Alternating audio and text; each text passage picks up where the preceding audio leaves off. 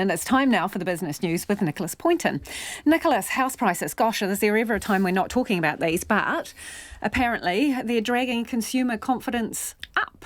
Yeah, but unfortunately not everyone is happy about it. So ANZ's latest consumer confidence survey that's in, it shows headline sentiment is up for about 9 points on the month, bringing the index to about 109, but it's still well below its historical average. There are a lot of bright spots in the survey though. A net 28% of people expected to be better off financially next year.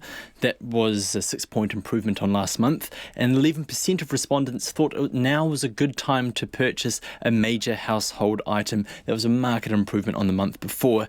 ANZ's chief economist Sharon Zollner says, as a rule of thumb, booming house prices do tend to lift confidence, but at the moment, that's not everything like this is black and white. With younger people who tend to be pretty upbeat when it comes to consumer confidence, their confidence at the moment is actually lower than it was a year ago, whereas older people who are probably enjoying seeing the value of their most valuable assets, their houses, go up and up, well, they're probably rubbing their hands at the sign of this, and they're probably the ones who are actually lifting up this indicator, this metric at the moment. So look, all in all, this survey is a positive sign, especially for businesses, that more and more people do have an appetite to go out there and pull the trigger on a major household item. But look, there are tough roads ahead, especially with international tourism. We're already going to feel the loss of that this summer, and that's going to begin to bite. Okay. What about this looming skills shortage and what effect it will have on the tech sector when it's kind of poised for growth? Yeah, look, this was a really interesting report to come out from the Westpac Bank, and they talked about how, unsurprisingly, the demand for software, for technology, things like cloud computing, that really accelerated it when COVID-19 began to emerge. More and more businesses looking to offset the risks of the pandemic, move their businesses online.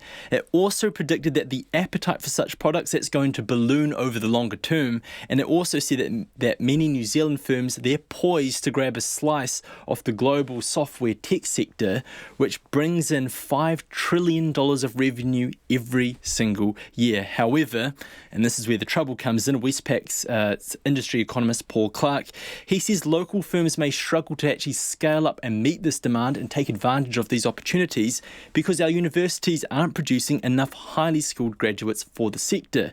And what's really interesting about this is that unlike other sectors at the moment who are complaining about skills shortages, a lot of them, they're pointing to the border saying that we can't bring these people into the country.